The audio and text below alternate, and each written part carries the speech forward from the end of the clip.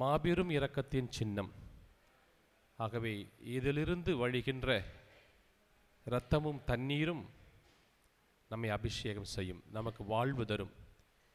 ஆகவே இந்த அற்புதமான நேரத்தை பக்தி சிரமத்தோடு நாம் கைக்கொண்டு இந்த நேரத்தில் இறைவன் நமக்கு தருகின்ற இந்த ஆசீர்வாதங்களை, நம்மை அபிஷேகம் செய்கின்ற இந்த அற்புதமான நிகழ்வுகளை நாம்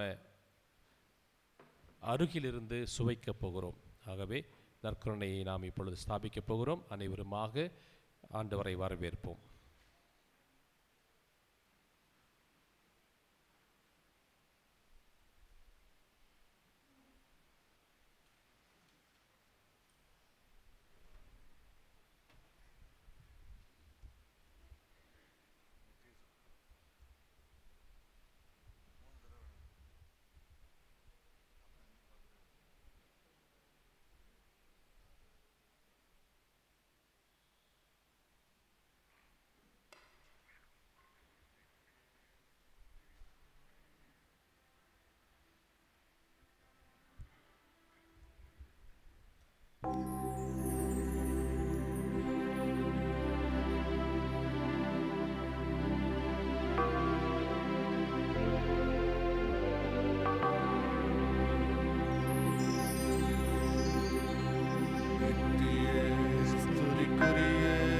பரிசுத்த பரமதிவ்ய நற்கருணைக்கு சதா காலமும்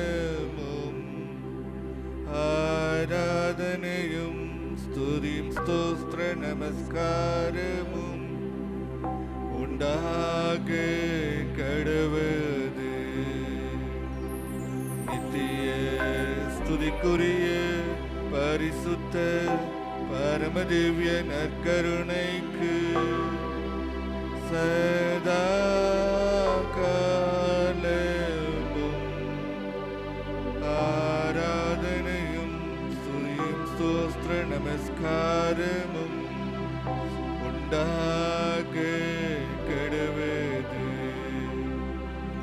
நித்திய ஸ்துதிக்குரிய பரிசுத்த பரமதிவ்ய நற்கருணைக்கு சதா காலமும் ஆராதனையும் ஸ்துதியும் ஸ்தோத்திர நமஸ்காரமும் உண்டாக கடவது. இயேசுவின் அன்புக்குரிய சகோதரனே சகோதரியே, நமக்கு இன்று இந்த வாய்ப்பு கிடைத்திருக்கிறது. இந்த புத்தாண்டிலே, இந்த புதிய மாதத்திலே, முதல் வெள்ளிக்கிழமையிலே நாமும் ஆண்டுடைய பிரசன்னத்தில் இருக்கிறோம். நம்ம இறைவன் ஒவ்வொருவரையும் பெயர் சொல்லி என்று அழைத்திருக்கிறார். நமக்கு இந்த வாய்ப்பினை கொடுத்திருக்கிறார். நிறைய பேருக்கு கிடைக்காத வாய்ப்பு. கல்வாரி மலையிலே நிறைய பேர் இருந்தாங்க. இயேசுவை அன்பு செய்தவர்கள் இருந்தார்கள், அவரை வெறுத்தவர்கள் இருந்தார்கள், அவரை பகைத்தவர்கள் இருந்தார்கள், அவரை காரி துப்பியவர்கள் இருந்தார்கள், பழி சொல்லியவர்கள் இருந்தார்கள், அவரை எள்ளி நகையாடியவர்கள் இருந்தார்கள், ஆணி கொண்டு அடித்தவர்கள் இருந்தார்கள். அத்தனை பேருக்கு மத்தியிலும் அவர் மனம் தளராமல் நம்மை அன்பு செய்வதற்காக தன்னையே முழுமையாக கையளித்தார், ஒப்பு கொடுத்தார். நாம் என்ன செய்திருந்தாலும் அவர் கவலைப்படலை. நாம் எவ்வளவு தூரம் போயிருந்தாலும் அவர் நம்மை விட்டு விலகுவதில்லை.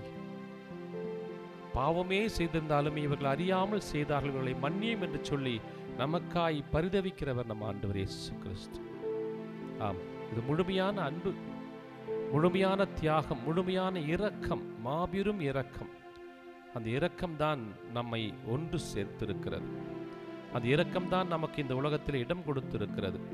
அந்த இரக்கம்தான் நமக்கு நாம் கேட்பதை அனைத்தையும் அனுகூலமாக்க செய்கிறது. இந்த மாபெரும் இரக்கத்தின் சின்னம் தான் இந்த நற்கருணை, நல்ல கருணை, கருணையின் ஆண்டவர், கருணையின் தேவன் அவர். அற்புதமான இந்த அனுபவத்தை நாம் இழந்து விடக்கூடாது. கல்வாரி மலையிலே அந்த சிலுவையிலே கல்வர்களோடு அவர் இருந்தார். ஒருவன் பரிகசித்தான், இன்னொருவன் அவர் மேல் பரிதாபப்பட்டான். இவர்தான் நல்லவர், நாம் தான் பாவம் செய்தோம், நமக்கு தண்டனை கிடைப்பது நியாயமானது, அவர் ஒரு பாவம் செய்யாதவர் என்று சொல்லி அவன் சாட்சியம் சொன்னான். அப்பொழுது ஆண்டவர் அவனை திரும்பி பார்த்தார், உற்று பார்த்தார். இன்றே நீ என்னோடு வான்வீட்டில் இருப்பாய் என்று சொன்ன அந்த அற்புதமான கருணையின் தேவன் நம்மையும் இன்று உற்று பார்க்க போகிறார். ஒவ்வொருவரையும் தனிப்பட்ட முறையிலே ஒவ்வொருவரையும் உற்று நோக்குகிறார். என் மகனே, என் மகளே, நீ எவ்வாறு இருக்கிறாய்? எப்படி இருக்கிறாய்? உன்னை நான் நேசிக்கிறேனே, உன்னை அன்பு செய்கிறேனே, உனக்கு தேவையான நேரத்தை தருகிறேனே, நீ எனக்கு உண்மையாய் இருக்கிறாயா? என்னை அன்பு செய்கிறாயா? என் மீது நீ இரக்கம் கொள்கிறாயா? உன் பாவத்தினால் என்னை இந்த இவ்வளவு தூரம் துன்பப்பட வைத்திருக்கிறாயே, உனக்கு இரக்கமே இல்லையா, கருணையே இல்லையா என்று சொல்லி நம்மை பார்த்து கேட்கிறார் அவர். இவ்வாறு நாம் நினைத்தோம் என்று சொன்னால் நாம் பாவம் செய்ய மாட்டோம். இன்றைய முதல் வாசகத்திலே யோவான் முதல் திருமுகத்திலே சொல்லுகிறார், நாம் கடவுளோடு இருந்தால் பாவம் செய்ய முடியாது. கடவுளோடு இருந்தால் பாவமே நம்மை அணுகாது, துன்பமே அணுகாது, சாத்தான் நம்மை நெருங்க மாட்டான் என்று சொல்லுகிறார். அது உண்மை. அது ஆண்டவருக்குள் நாம் எப்போது இருக்கிறோமோ பாவ சிந்தனை நமக்கு இருக்காது. நமது சிந்தனை, சொல், செயல்பாடுகளில் இறைவன் இருந்து செயலாற்றுவார் என்பதில் ஐயமில்லை. எல்லா புனிதர்களும் அப்படித்தான். நம்முடைய ஜான் பீட்டரும் அப்படித்தான். அவர்களோடு கடவுளோடு இருப்பதற்கு போராடினார்கள். பிரச்சனைகள் வரும், துன்பங்கள் வரும், சோதனைகள் வரும். ஆனால் அத்தனையும் தாங்கி அத்தனை மத்தியிலும் என்னை அன்பு செய்கிறவர், எனக்கு வேண்டியவர், எனக்கு போதுமானவர் என் ஆண்டவர் இயேசு என்று அவர்கள் நினைத்தார்கள். ஆகவேதான் அவர்களுக்கு அவர் பேரின்ப வீட்டிலே புனிதர்களின் தோழமையில் இடம் தர சித்தமாயிருக்கிறார்கள். நம் அன்புக்குரிய சகோதரி, சகோதரியே, என் விண்ணகத் தந்தை தூயவராய் இருப்பது போல் நீங்களும் தூயவராய் இருங்கள். என் விண்ணகத் தந்தை இரக்கமுள்ளவராய் இருப்பது போல் நீங்களும் இரக்கமுள்ளவராய் இருங்கள் என்று சொல்லி நமக்கு வாய்ப்பு கொடுத்து கொண்டே இருக்கிறார். அற்புதமான நேரத்திலே ஒப்பு கொடுப்போம். ஆண்டவர் எல்லாமே லேசானது. ஆண்டவர் எல்லாமே லேசானது. நாம் என்ன சொன்னாலும் கேட்பார். நாம் என்ன துன்பம் சொன்னாலும் அவர் தாங்குவார். எவ்வளவு பாரத்தை சுமத்தியெல்லாம் அவர் ஏற்றுக்கொள்வார். எல்லாம் லேசானது, லேசான காரியம். லேசான காரியம் உமக்கது, லேசான காரியம், லேசான காரியம் உமக்கது, லேசான காரியம். பலனுள்ளவன் பலனற்றவன், பலனுள்ளவன் பலன் இல்லாதவன், யாராயிருந்தாலும் உதவிகள் செய்வது லேசான காரியம் உமக்கது, லேசான காரியம். பல நேரம் நாம் பலவீனமா இருக்கிறோம். இயேசுவுமே பலவீனராய் இருந்த பொழுது அந்த பலனை வரவிப்பதற்காக, பலனை ஏற்படுத்திக் கொள்ள தூய ஆவியார் ஒன்றித்திருந்தார். நான் செய்ததை போல் நீங்களும் செய்யுங்கள் என்று சொல்லி கற்பித்துக் கொடுக்கிறார். நாம் எல்லா நிலைகளிலும் பல நேரம் பலவீனர்களாக இருக்கிறோம். விசுவாசிகளாக இருந்தாலும் பலன் இல்லாமல் இருக்கிறோம். ஆண்டவர் நம்மோடு இல்லை. ஆகவே அந்த ஆண்டவர் நம்மோடு இருக்க வேண்டும் என்று சொல்ல அவர் கூப்பிட்டா வந்துடுவார். ஆண்டவரை நாம் அழைத்தால் வருவார். நம்ம கூப்பிடுற குரல் அவர் கேட்கணும். தடையில்லாமல் கேட்டால் ஆண்டவரை கூப்பிட்டா உடனே வருவார். அதுதான் ஆண்டவருடைய அற்புதமான ஒரு இரக்க குணம், கருணையின் குணம், அன்பு, நம் மீது வைத்திருக்கிற அளப்பரிய பாசம். நாம் கூப்பிடும்போது நம் குரல் அவர் கேட்கணும், தடையில்லாம கேட்கணும். வந்துட்டாருன்னு சொன்னா நமக்கு எனக்கும் அவருக்கு எந்த பிரச்சனையும் இல்லை, எந்த தடையும் இல்லை. அப்ப நான் அவரோட ஐக்கியமாக இருக்கணும். நான் பாவம் செய்யாமல் இருந்தால் கடவுள் என்னோடு இருப்பார். கடவுள் என்னோடு இருந்தால் நான் பாவமே செய்ய மாட்டேன். அப்படிப்பட்ட வாழ்க்கைக்கு தான் நாம் வாழணும். நம்மை அழைத்து இருக்கிறார். இந்த உலகத்திலே ஒரு முறை வாழ்வதிலே நீ உணர்ந்து வாழ்ந்து கொள், என்னை அறிந்து வாழ்ந்து கொள், உனக்கு எல்லாம் கிடைக்கும்.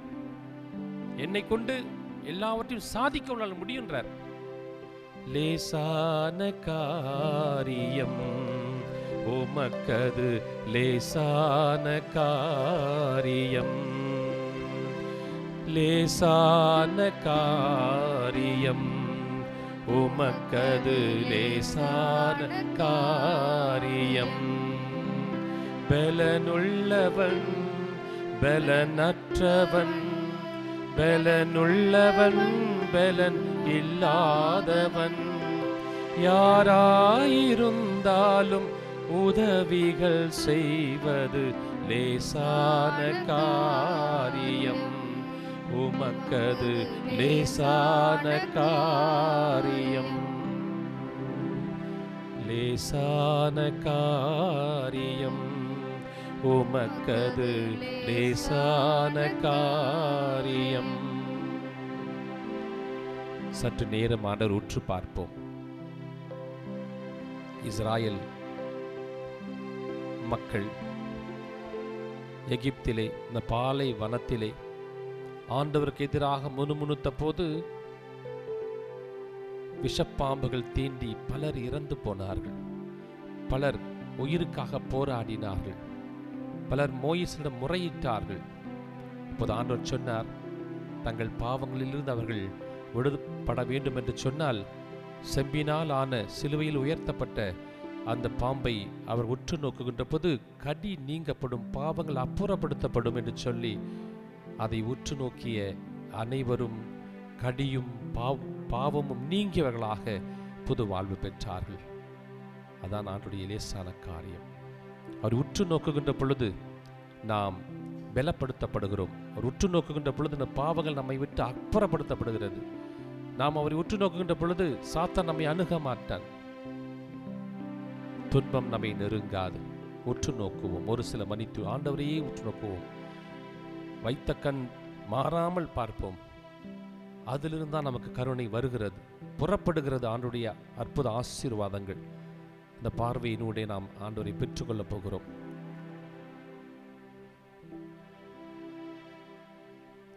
ராஜா, வாருங்கள் ராஜா, எங்களை பாரும், எங்களை கண்ணோக்கி பாரும். எங்களுக்கு உமது கண்களை திருப்பிக் கொள்ளாதேயும். நாங்கள் பாவிகள்தான், பலவீனர்கள்தான், குற்றம் செய்தவர்கள்தான், சோம்பேறிகள்தான், அசுத்த சிந்தனை கொண்டவர்கள்தான். எங்கள் பலவீனங்களால் நாங்கள் தோற்று போயிருக்கிறோம் ஆண்டவரே.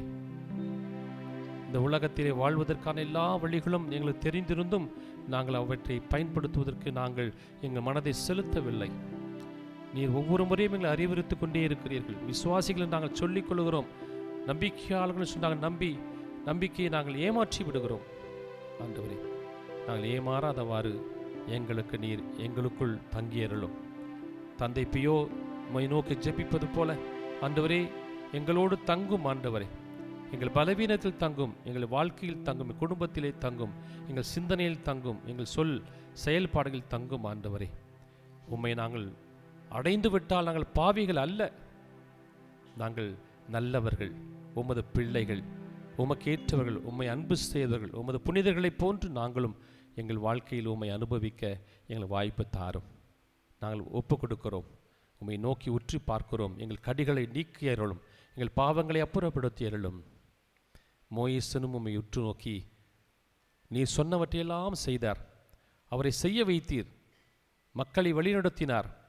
அத்தனை அற்புதங்களையும் அவர் உமது சார்பாக செய்தார். நாங்களும் ஆண்டவரை பலம் பெறுவோம். உம்மோடு இருந்த அப்போஸ்தலர்கள், உம்மை அனுபவித்தவர்கள், நீர் அவர்களுக்கு உமது வரங்களையும் அற்புதங்களையும் பகிர்ந்து கொடுத்திருக்கிறீர். என் பெயரால் நீங்கள் என்ன செய்தாலும் அது நடக்கும் என்று சொன்னீர். உமது பெயருக்கு அவ்வளவு மகத்துவம் உண்டு. உமது பெயரால் அவ்வளவு சக்தி இருக்கிறது. இயேசு என்று சொல்லும் போதே அதற்கு ஒரு சக்தி இருக்கிறது. சாத்தான் நடங்கும். ஆண்டவரே, இந்த நேரத்திலே நாம் உம்மை முழுமையாக இந்த புனித வெள்ளியிலே அனுபவிக்க இங்கே வந்திருக்கிறோம். எங்களை ஆசீர்வதியும். ஒவ்வொருவரையும் தனிப்பட்ட முறையில் ஒப்புக் கொடுக்கிறோம். ஒவ்வொரு குடும்பங்களையும் ஒவ்வொருவரையும் தனிப்பட்ட முறையில் சந்தியும். அவளுடைய பலவீனங்களை அப்புறப்படுத்தும், நோய் நொடிகளை குணப்படுத்தும். நோயாளிகளை நீர் குணப்படுத்தியது போல ஒவ்வொரு தொட்டருளும் ஆண்டவரே. உயிரற்றவளாய் நாங்கள் இருக்கிறோம், எங்களை தொட்டு எங்களுக்கு உயிர்ப்பித்தருளும் ஆண்டவரே. நாங்கள் அந்த சீலோவாம் குளத்திலே காத்திருந்த அந்த நோயாளியை போல நாங்களும் காத்து கொண்டிருக்கிறோம். எங்களையும் பரிசுத்தமாக்கியுள்ளோம். எங்களுக்கும் அந்த புனிதத்தன்மையில் பங்கு கொடுத்துள்ளோம் ஆண்டவரே. நாங்கள் உம்மோடு வாழ வேண்டும். நானும் என் குடும்பமும் என் சந்ததியும் என் குழந்தைகளும் பிள்ளைகளும் என்னுடைய வாரிசுகளும் ஆண்டவரே எல்லோரும் உம்மை கொண்டாட வேண்டும், உம்மை போற்றி புகழ வேண்டும் ஆண்டவரே. அதை தவிர எங்களுக்கு வேற ஒன்றுமே கிடையாது. எங்கள் வாழ்நாளெல்லாம் நாங்கள் செய்கின்ற ஒரே ஒரு நன்றி கடன் உம்மை போற்றுவதும் புகழ்வதுமாகவே இருக்கட்டும் ஆண்டவரே. நீர் எங்களுக்கு எவ்வளவோ செய்திருக்கிறீர், எங்களை அன்பு செய்தீர். நாங்கள் எவ்வளோ செய்திருந்தாலும் எங்களை விட்டு விலகாமல் இருக்கிறீர். நன்றி ஆண்டவரே. எங்களை ஆசீர்வதியும், எங்களோடு இருந்தருளும்.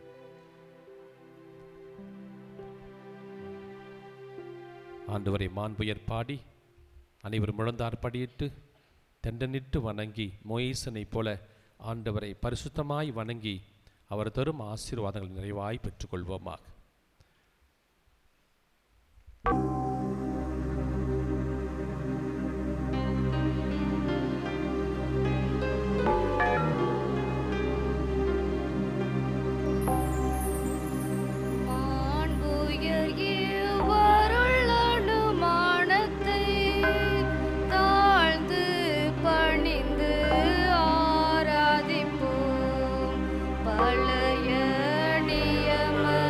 முறைகள் அனைத்தும் இனி மறைந்து முடிவு பெறுக.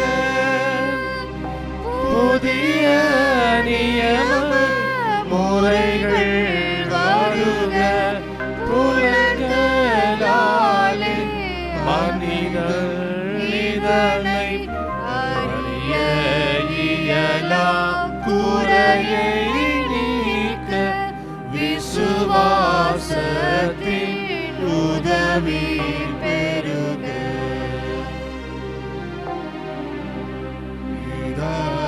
பிதாவர்க்கும் சுதனவர்க்கும் புகழ்ச்சியோடு வெற்றியார்க்கும் மீட்பின் பெருமை மகிமையோடு வலிமை வாழ்த்து யாவுமாக இருவரிடமாய் வருகின்றவராம் தூய ஆவியானவர்க்கும் அளவில்லாத சம புகழ்ச்சி என்றுமே உண்டாகுக. ஆமென். தேவன் வாழவே. வானி நின்று அவர்களுக்கு அப்பமளித்தீரே. இனிமையெல்லாம் தன்னகத்தை கொண்ட அப்பம் இதுவே. மன்றாடுவோமாக. இறைவா, இந்த வியப்புக்குரிய திருவருட் சாதனத்திலே உம்முடைய திருப்பாடுகளின் நினைவை எங்களுக்கு விட்டு சென்றே. உமது திருவுடல் திரு ரத்தம் இவற்றின் மறைபொருளை நாங்கள் வணங்கும் நாங்கள் உம்மையே இடைவிடாமல் அனுபவிக்க அருள் தாரும். தந்தையோடும் தூயாவியாரோடும் என்றென்றும் வாழ்ந்து ஆட்சி செய்கின்றவரே, உம்மை மன்றாடுகின்றோம்.